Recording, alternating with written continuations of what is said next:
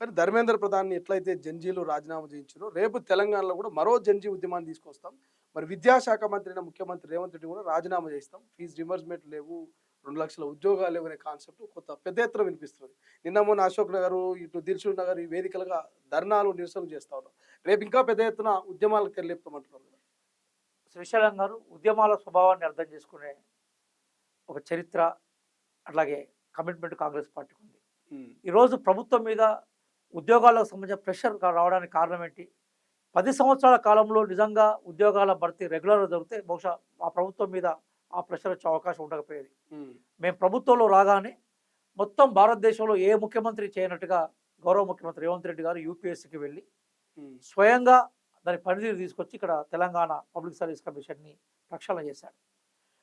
ప్రతి నోటిఫికేషన్ గతంలో రిలీజ్ అయింది. దాన్ని మాడిఫై చేసేసి మొత్తం ఉద్యోగాలను మేము పూర్తిగా నింపాం. అలాగే ఉద్యోగాలు నింపడానికి సంబంధించిన భరోసా మేము ఇచ్చాం. జాబ్ క్యాలెండర్ విషయంలో కూడా ఎస్సీ వర్గీకరణ చేయడం వల్ల మనం అనుకున్న కాలంలో దానికి సంబంధించిన నోటిఫికేషన్‌ను హ్మ్. అనుకున్న విధంగా ఇవ్వలేకపోయినాం. హ్మ్. దాని ప్రతిరూపమే మిగతా రూపంలో జరుగుతుంది. మొన్న రీసెంట్‌గా పబ్లిక్ సర్వీస్ కమిషన్ చైర్మన్ ఏమన్నాడు? ప్రతి నెల 3 నోటిఫికేషన్‌లు ఇస్తా ఉన్నాడు. జూలైలో అన్నాడు 3 నోటిఫికేషన్ 4 నోటిఫికేషన్‌లు ఇచ్చారు. ఓకే. ఆగస్టులో అదే పరంపర కొనసాగుతా ఉంది. అలాగే సివి ఆనంద్ గారు చాలా క్లియర్‌గా ఉన్నారు. పోలీస్ ఉద్యోగాలు 19,000 పైగా ఖాళీగా ఉన్నాయి. అందులో 5,000 పైగా మాకు ఫైనాన్స్ క్లియరెన్స్ వచ్చింది. ఇంకో 2,000 ఉద్యోగాలు కలిపి మేము ఇస్తా ఉన్నాం. ఇంకో దఫలో మిగతా ఉద్యోగాలు ఇస్తాం. మేము యువతకు చేసిన వాగ్దానాల నుంచి మేము దూరంగా పోలేదు సార్.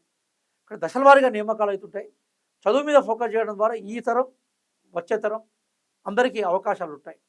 అదే సమయంలో ప్రభుత్వ ఉద్యోగాలతో పాటుగా ప్రైవేట్ రంగంలో కూడా ఉపాధి అవకాశాల కోసం మేము పెడుతున్నాం. హ్మ్. కానీ భారతీయ జనతా పార్టీ లాగా సంవత్సరానికి 2,00,00,000 ఉద్యోగాలు వాగ్దానం చేసి మేము ఆ వాగ్దాన భంగం చేయలేదు. అలాగే మేము ఉద్యోగాలు ఇవ్వము అని మేము ఎక్కడ కూడా ప్రకటించలేదు. ఉద్యోగాలు ఇస్తామని మేము చెప్తున్నాం. హ్మ్. ఇచ్చే ప్రక్రియలో ఉన్నాం.